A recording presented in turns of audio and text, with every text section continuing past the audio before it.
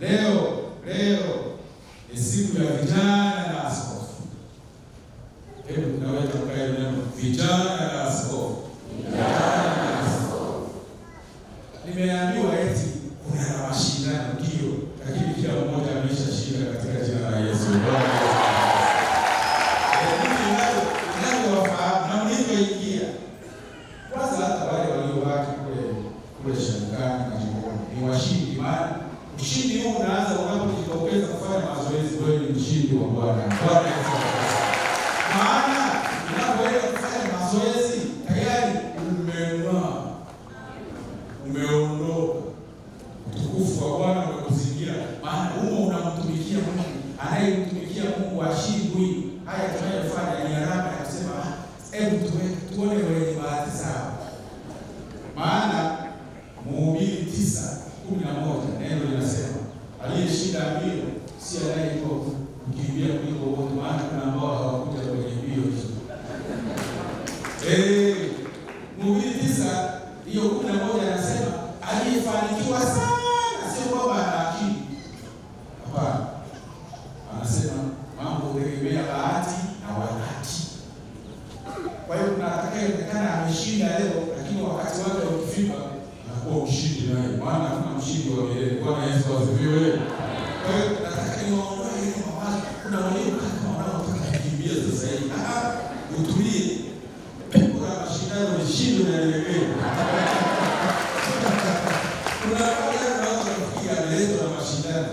Na sasa hivi tunataka kusikia neno la Mungu, yeye mawazo yake mashindano. Kuna wale waliokuja wanatangaza ile maamuzi ndio. Sasa hivi utulie kama mshindi tayari na Bwana atakuongoza. Bwana Yesu asifiwe sana. Wapendwa wachungaji walioko hapa, wapendwa masista, wapendwa wainjilisti, wapendwa wazazi, wapendwa vijana na waumini wote mlioko hapa leo, wapendwa waamuzi. Bwana Yesu asifiwe. Leo ni siku ya pekee. Maana ni siku ya vijana na askofu. Ni siku ya kanisa kuzungumzia vijana, kuzungumza na vijana, kuzungumza nao juu ya fursa walizo nazo. Sitaenda sana hapo, maana risala yenu imetaja fursa. Bado mnawaziana akaunti za benki. Mimi nilikuwa sikalifikiria hilo. Yeye umeenda mbali zaidi. Fursa ziko.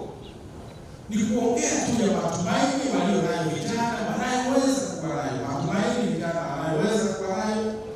Hata changamoto kuzizungumzia wanazozipitia na namna ya kukabili changamoto hizo kwa kutumia neno la Mungu. Maana ndio mwanga na taa ya njia. Lakini vile na kutumia akili zenu mlizopewa na Mungu kupambana na hali ya maisha. Jitihada zenu katika kupambana na hali ya maisha, na hapo inabidi vijana waondoke, waangaze, kwa kuwa nuru yao imekuja na utukufu wa Mungu umewainukia. Bwana Yesu asifiwe sana. Wapendwa mnaonisikiliza katika muda huu, Mungu hapendi kizazi kisicho na mwelekeo. Omba sana kuwa na mwelekeo. Anapenda kizazi chenye uwezo wa kupenda nuru yake, kuhubiri Injili na kubadilisha jamii iwe na maisha bora. Na kabla sijaendelea niseme kwamba ninyi ninavyowaona tayari mmeondoka na kuangaza na nuru ya Mungu imeshawafikia, sio kwamba itakuja, mnayo katika jina la Bwana. Kwa nini nasema hivyo?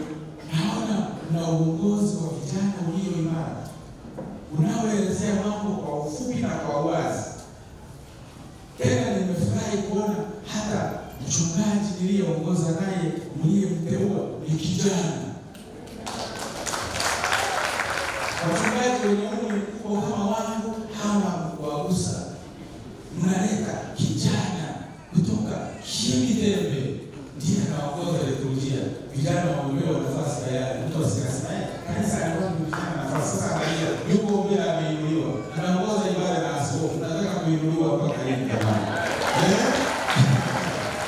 Unaona haya vijana ndio wamesoma hata taarifa hapa mbele na kuweka mipango yao walionayo ili tusonge mbele. Vijana angalia, ndio wanaoimba, ndio muhimili wa kanisa letu, na Mungu ataendelea kuwapigania. Bwana Yesu asifiwe. Neno linasema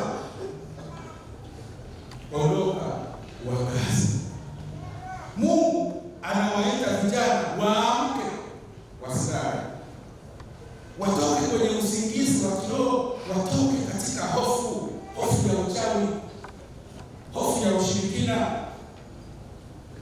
hofu ya kukosa ajira, hofu ya kudharauliwa.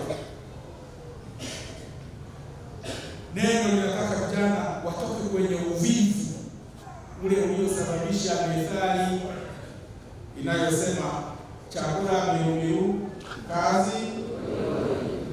Na mfano baadhi wako kwenye mashindano ya kula wanaongoza, lakini mashindano ya kufanya kazi hawapo. Mungu akupe neema ya kuamka na kutoka kwenye uvivu, uwe mchapakazi, hata wakuite chapakazi. Bwana Yesu asifiwe sana.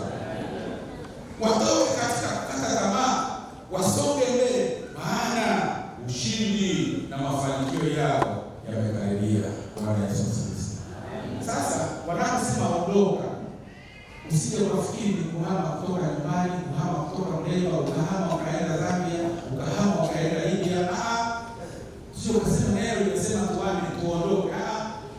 Maana yake wanaposema ondoka, maana yake badilika katika mtazamo, badilika katika mwenendo, badilika katika fikra, uweze kuwa na mawazo mapya yaliyochanya ya kusonga mbele katika mipango yako, kusonga mbele katika familia yenu, kusonga mbele katika masomo, kusonga mbele katika kazi. Wengine wana kazi zao, ni kusonga mbele, kubadilika mawazo, ukatoka kwenye kuharibu maisha kaingia kwenye kuboresha maisha.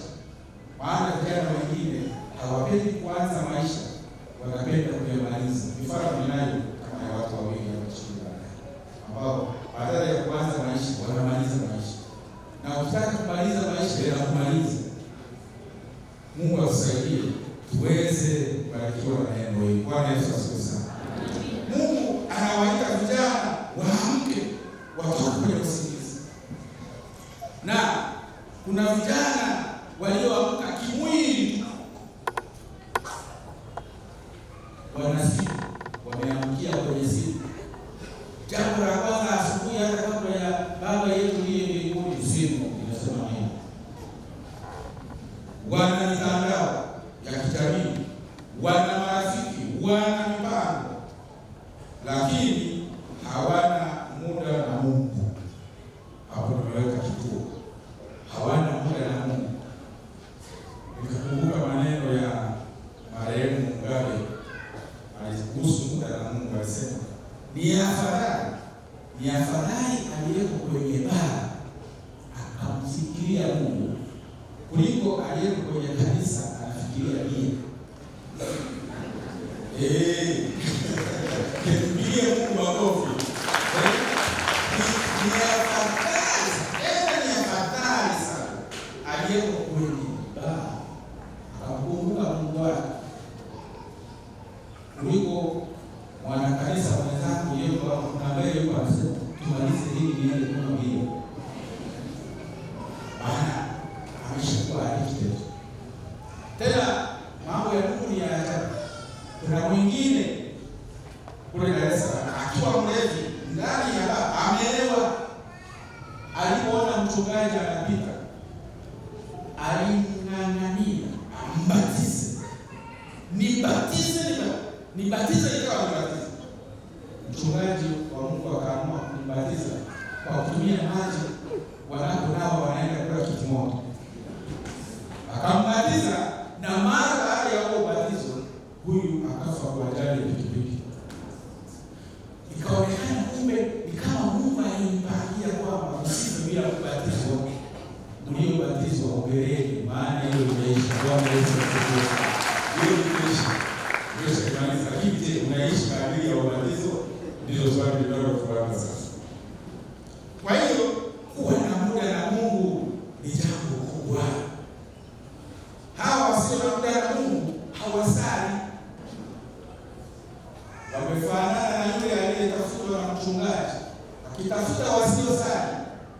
anatafuta wasiosali kwenye mizunguko na ziara. Akamkuta aliye mmoja, kwa nini hausali? Yeye akasema anasalia kwenye redio. Sasa sadaka ya kuendeleza kazi ya Bwana ili kanisa liondoke, ling'are na nuru ya Mungu na utukufu wake vifunike kupitia nguvu na vipaji na uwakili wako. Wewe sadaka yako inaenda wapi? Jibu alilolitoa linashtua. Nafikiri na wewe utashtua. Maana akasema mimi sadaka yangu ya kununua betri za redio.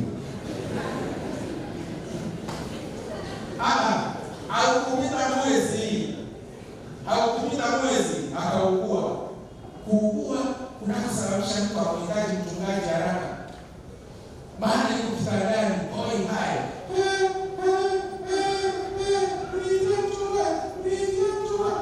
Wakamkuta mchungaji atoka kwenye ziara akitafuta wengine wasiosali. Inawezekana mwingine hapa amesali kwa sababu ya mashindano. Tukimaliza hayo mashindano ameiaga kanisa mpaka maongelesho. Ndio Wakristo wa tukio. Sasa wakamweleza mchungaji uje, anakuita akasema aende redio ndio imshirikishe meza ya Bwana. Redio yake imwombee. Na redio tayari kishamaliza vipindi vya dini na unakuta sasa muda huo ni vipindi vya mchezo. Redio yake anayotegemea haikai kwenye ibada. Ikimaliza inaingia mchezo. Ukienda mbaya inaweka miziki ya Kongo mbali na mbele. Sasa mchungaji akambeleza akakubali. Akafika pale akamwombea, akamshirikisha, akamshauri aende na hospitalini. Sio kuomba tu, wengine wako hapa wanategemea maombi tu. Kumbe Mungu anamtibu na kuponya kwa njia zote na hatujui anapenda tuponeje. Kama amekupangia hospitali maombi yaenda tosha pengine. Kama amekupangia maombi tu pengine hospitali ziki. Kwa hiyo kwa hatujui vyote viwili vifanye. Yule akapona. Siku hizi ndiye anawatangulia wengine kanisani na anakaribia kulala kanisani katika jina la Bwana. Bwana Yesu asifiwe. Kwa hiyo kuwa na muda na Mungu ni jambo kubwa. Hawa wasio na muda na Mungu, wasio na nuru ya Mungu, wasioondoka katika mawazo yao na kubadilika na kung'ara mahali pengine, hawaonekani katika jumuiya, hawaonekani katika kwaya, hawaonekani hata katika uwakili wa Kristo. Hata leo tunapozindua akaunti ya umoja wa vijana, unaweza kukuta kuna kijana hata wewe kitu, lakini ukimkuta anasema Yesu ni saya kumtolea Bwana, nasema mimi nampa mtu. Hao ndio wenye hela ya bia. Kwa hiyo hawa ndio waonekani kwenye uadilifu. Baadhi ya hawa ni kama kijana wa kwenye wilaya fulani sikaihadi, ambaye pamoja na kutokuwa na muda na Mungu akaongeza hilo baya zaidi. Alipokuwa anadaiwa milioni 1.5 kutoka kwenye chama cha Ujima, ili vyama vya kusaidiana, akadaiwa akawa kudai kumekuwa kwingi. Alichoamua ni kimoja, kumuua mdogo wake wa kambo, mama wa kambo, ili kuunda mazingira ya rambirambi apate fedha za kulipa deni kwa kuunda msiba. Akaenda naye kama wanaoenda kuchanja kuni, kumbe anachuma huyo asiye na nuru, huyo aliye na giza. Kijana mwenzenu akamuua kijana mwenzenu kwa kumpiga chuma kwenye kichwa. Mtoto wa Mungu yule akafa. Alifikiri hawatafahamu, lakini alipofika nyumbani ilibidi apelekwe polisi kuhojiwa. Na polisi wananamna wanapominya, sisi wanaminya wale. Wakaminya, nimekuwa nikitafuta hela za ndani.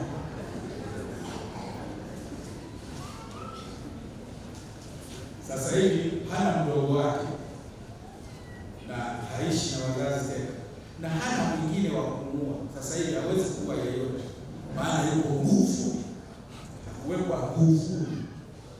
Maana usipokubali kuongozwa na neno la Mungu, Biblia inasema una mamlaka yenye nguvu itakayokupeleka msomi. Umeinuliwa hivi. Ndio maana neno linatoa angalizo, linasema ondoka, badilika, uangaze, maana nuru ya Mungu imekujia na imekuinukia. Bwana Yesu asifiwe. Bwana Yesu asifiwe.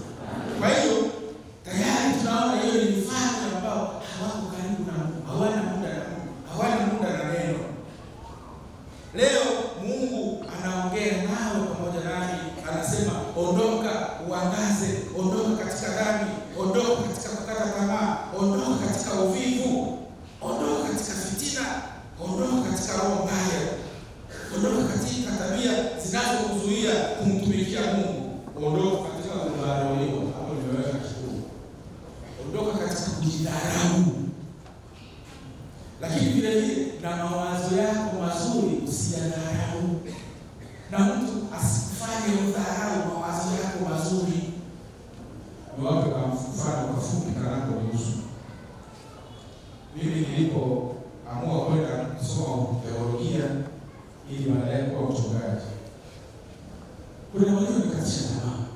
Wakasema, kwa nini unachagua kazi isiyo na fedha nyingi? Nikamsema, kwa nini unachagua umaskini? Neno limesema ondoka, uangaze, na mtu asidharau ujana wako, na hata mawazo yako maana kama ni mazuri yasidharauliwe. Lakini Mungu wakasema si athumani. Mimi niliambiwa ninaenda kwenye hali mbaya. Baadaye nikawa mchungaji tena wa hapa kanisa huu. Baadaye mkurugenzi huita kwa leo mkurugenzi. Hiyo ndio nisikie vizuri, unataka usikie. Kuna maneno yakipita bila kuyarudia, huwezi kuelewa. Mkurugenzi na namna ya kutamka. Mkurugenzi. Tena inaitwa kwa Kiingereza huita Evangelical Academy. Lakini nikaangalia kila nilipopita bei zinaongezwa. Maana mkurugenzi amepita. Mimi nilikuwa ninaishi kama mwenye soko lake. Hata kama hela sio nyingi, lakini cheo na cheo ni hela. Bwana Yesu asifiwe. Sasa maajabu yanaanza. Mkurugenzi wa Roja Kamera wakale ana gari tena kuuza. Nikalazimika kufika nalo nyumbani mimi wale waliosema huyu anachagua maskini. Wakaona naingia na kuuza. Ameingia na kuuza. Kitongoji kitangazia. Ameingia na nini na kuuza. Sasa hivi magari mengi. Miaka ile ya 2000 ya 1990. Lakini wale waliosema wamechagua wasema wala nafikiri ni na wengine. Yao ni kitu ameazimwa kwa muda. Mungu aliyowaga scholarship Ujerumani, Jumuiya ya Ulaya, European Union, kusomea European Union, ndio European Union. Kurudi wakasema uwe uandae chuo. Aliyetazamiwa kuwa maskini anaandaa university. Na ikawepo. Bwana Yesu asifiwe. Ikawepo. Hata kama ni nataka kuwaonyesha kwamba Mungu anaweza akaamua maajabu yakatokea kwa kama yalivyotokea kwa wengine. Ndio maana tunaweza kusema Bwana msikia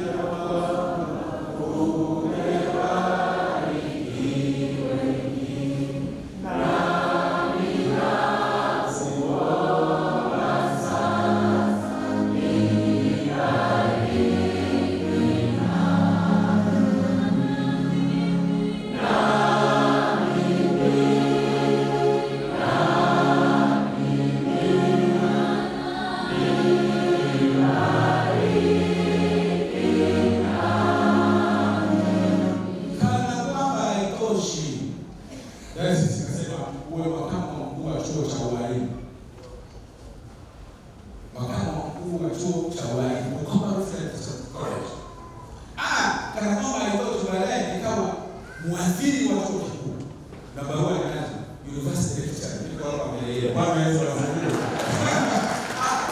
Kwanza tunasema haya, lakini kwa sababu ya kuwatia moyo vijana nataka kutoa mfano sitaki kusema tena tuko kwenye wiki ya kujizuia kujiinua. Hii wiki ya kujizuia kujiinua, mimi nani nijiinue? Nataka kuwatia moyo vijana. Sasa yeye nimesema mtutie moyo. Lakini nimesema kuonyesha kwamba uamuzi wako hata kama wataudharau, Mungu atauinua ule uamuzi wako. Bwana Yesu asifiwe. Usisubiri kuzeeka eti ndivyo utatumikia Mungu. Usisubiri kuzeeka. Juzi hapa tumepokea maombi ya mzee kwenye miaka 71 anataka kuwa mchungaji. Tukasema katiba hairuhusu. Wameketi amefariki saa 3 akafufuka saa 9 na ujumbe alioambiwa huko kuzimuni unasema nenda huko mchungaji wa North West Texas. 71 ndipo anataka tumtume sijui na kata sijui makumia. Tukasema huo utaratibu hatoki. Kwa hiyo usisubiri uzee. Sasa hivi tumikie Bwana. Mungu anahitaji vijana sasa. Timotheo alikuwa kijana lakini akautumikia Mungu. Akawa kielelezo, akawa mwenendo wa upendo, wa imani, wa usafi. Hapo kwenye usafi weka kitu. Kijana Mkristo au usafi. Mungu si usafi. Aoke. Sio wale wanaosema eti namaliza wiki bila kuoga, eti na mimi ndio kama walio jangwani kama Yohana ambaye alikuwa jangwani. Anakula nzige. Wewe sio Yohana mke wa karne hii. Daudi alikuwa kijana alipokabiliana na Goliathi. Yusufu alikuwa kijana alipokataa ushawishi wa yule mama aliyemtaka waziri pamoja. Akakataa. Yusufu akakataa. Ungekuwa wewe ruhusa. Ulikuwa unasema ungefanya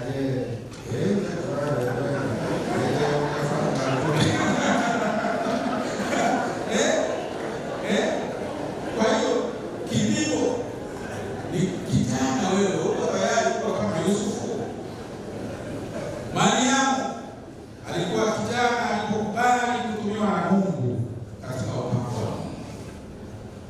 Akina Shadraka, Meshaki na Abednego na Danieli waliweza kuvuka salama kwa kutegemea Mungu. Kwa hiyo ujana wako usiwe kikwazo. Unaweza kuwa chombo cha Mungu. Mungu anasema uangaze.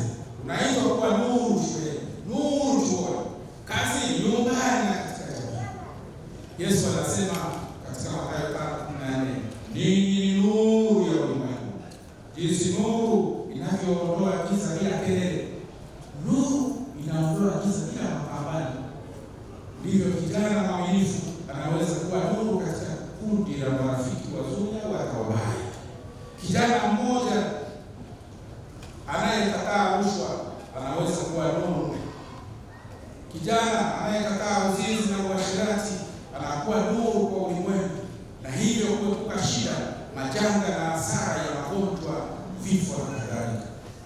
Na wapongeza na kuwaombea kwa Mungu ninyi vijana ambao mmekubali Mungu awaongoze, mmekubali awashike mkono, mmekubali awashike miguu, awaongoze ili muweze kufika salama.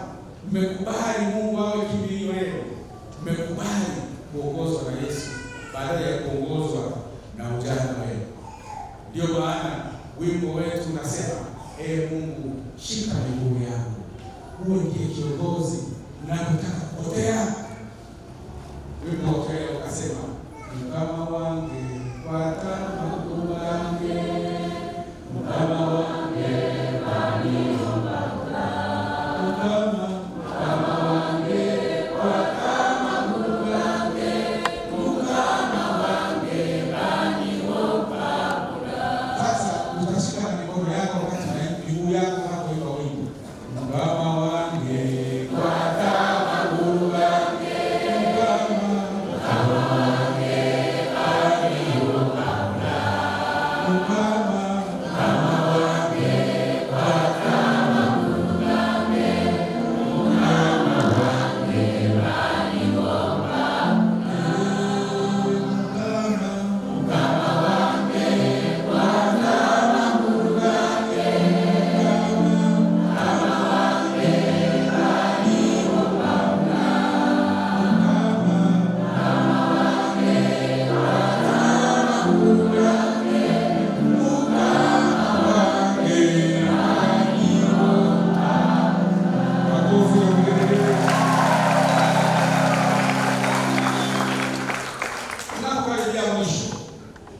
ili nisiwacheleweshe kwenye mashindano. Usiige watu wala kuigiza wengine maisha yao ya giza, au kupambana ulingana na fulani, Tumeambiwa vita hiyo hautaiweza, maana adui wa vita hiyo ni wewe. Ukipambana ulingana na fulani, maana yake unajiteketeza. Wewe ni wa kiwango cha hapa, lakini kama unapambana ulingana na hapa, maana kuna wengine hautayafanya yaliyo muhimu, eti unapambana ulingana na yule. Lakini kumbe umekubali na kupokea na kutumia kadiri ya uwezo wako, ungevuka salama katika dunia yenye mawimbi na dhoruba. Bwana Yesu asifiwe sana. Ndio maana ule wimbo utakuongoza kila mara. Muombe Mungu ashike miguu yako akuongoze, ili usipigane vita ambayo wewe ndiye adui. Maana yake ukitaka kuingia kwenye hayo mashindano, wewe ndio unateketeza nafsi yako na maisha yako na matumaini yako. Na kwa hiyo tusiigize, bali wewe uangaze, uondoe giza, uondoe uovu na maovu, ili Mungu atukuzwe ndani yako. Nuru yako inatoka kwa Mungu, kwa kuwa nuru yako imekuja na utukufu wa Bwana umekuzunguka. Hapa kuna siri kubwa. Haujitengenezei nuru, bali Mungu anakuletea nuru. Tusitafute kwanza utambulisho wetu na maana ya maisha katika mitandao ya kijamii, umaarufu, fedha, mavazi au maoni ya watu, bali tutafute utambulisho wetu wa kweli kutoka kwa Yesu. Uwe kijana Mkristo Tanzania, badala ya kufahamika kama kijana mwanamtandao. Unamuuliza yule kijana mwanamtandao, hiyo sifa yako. Afadhali wasema yule Mkristo Tanzania. Usifahamike kama kijana mwanawasa. Usifahamike kama kijana mwana Facebook. Usifahamike kama kijana mwana Twitter ambaye yuko dukani, baada ya kushughulika na wateja yuko kwenye Twitter. Unauzaje mahindi? Umeuliza nini? Nimeuliza mahindi. Ndio, ni Yesu. Samahani, umeuliza nini? Mahindi. Elsa. Arafa.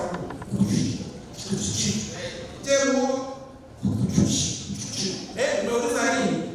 Sasa huyu anatumikia Kristo na watu au anatumikia mtandao? Labda uwe mwana WhatsApp wa Yesu anayetumia WhatsApp kwa ajili ya ufalme wa Mungu. Bwana asifiwe sana. Na pengine tuweze kukuombea uwe na Yesu, usimame hata kama unapigwa vita. Tukuombee uwe na Yesu, usimame hata kama unapigwa vita. Maana ukiwa na Yesu, wanaokupiga vita ndio wanapigwa vita wenyewe. Bwana Yesu asifiwe. Utasimama wewe kijana kama hata kama unakataliwa. Utafanikiwa hata kama unarogwa ili ushindwe. Maana wanaoroga maskini kama wanajiroga wenyewe na wanapigana vita wasioweza, kwa sababu umelindwa na Yesu wako. Bwana Yesu asifiwe. Utafanikiwa maana kuwa Mungu na ushindi wa Mungu ndio mkubwa sana umekuzingira.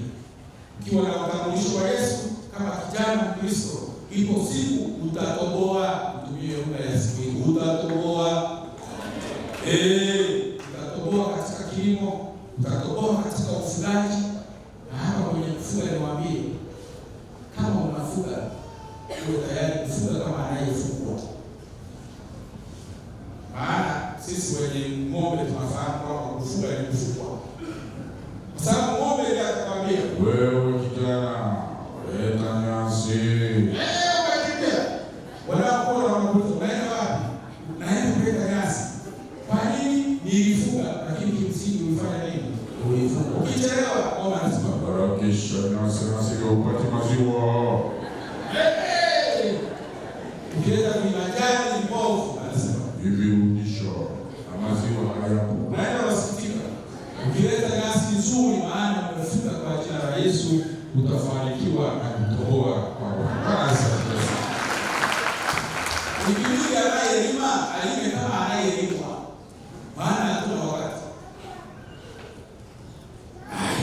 Anayesoma asome kama anayesoma. Ifika wakati usome kama anayesoma. Watu wadogo huyu hata wakisema unasomea kaka ndio somea kaka na darasa maana unajua lengo lako ni kuondoka na kung'aa katika jina la Bwana. Wenye ajira, wenye biashara, wenye uvuvi songa mbele. La msingi uwe na imani yenye msingi katika ukweli wa neno la Mungu bila kupotoshwa wala kupotosha. Wengine wamepotosha kwa jina la kuwa manabii, kumbe manabii wa uongo. Yesu anasema, "Jihadharini na manabii wa uongo." Mathayo 7:15. Timotheo akadumu katika neno dhidi ya upotoshaji. Timotheo ya 2:3-13. Mafundisho potoshi yameleta giza kwa vijana wengi. Wengine wameaga dunia kwa sababu ya upotoshaji. Usiwe miongoni mwa hao watakao kufa kwa sababu ya upotoshaji. Maana hautakuwa mfia dini na kuwa mfia uongo. Hatutakukumbuka siku ile ya watakatifu, ni mfia uongo wa kumungeje. Wengine wamekuwa magonjwa kwa sababu ya imani potoshi. Wengine wamepoteza uchumba na kuharibu ndoa zao kwa sababu ya imani potoshi zinazowapotosha na kuwayumbisha wengi. Wengine wametangatanga katika madhehebu na kuyabadili kama nguo. Mungu akusaidie ukae katika imani ile moja, kama wimbo unaosema imani ile ile, imani ile ya kwanza, imani aliyonipa Yesu kama sitaiacha. Imani ile ile, imani ile ya kwanza, imani aliyonipa Yesu kama sitaiacha. Uwe kijana wa maombi, kijana wa kusali, kijana wa ushuhuda, kijana mwimbaji, kijana mtoa vipaji vyake kwa ajili ya kanisa, kijana mshauri, uwe kijana wa mfano katika kanisa na jamii. Hapo ndipo utakuwa umeondoka. Hapo ndipo utakuwa umeangaza katika jamii. Hapo ndipo utakuwa nuru imekufikia kutoka kwa Mungu, nao utukufu wa Mungu utakuwa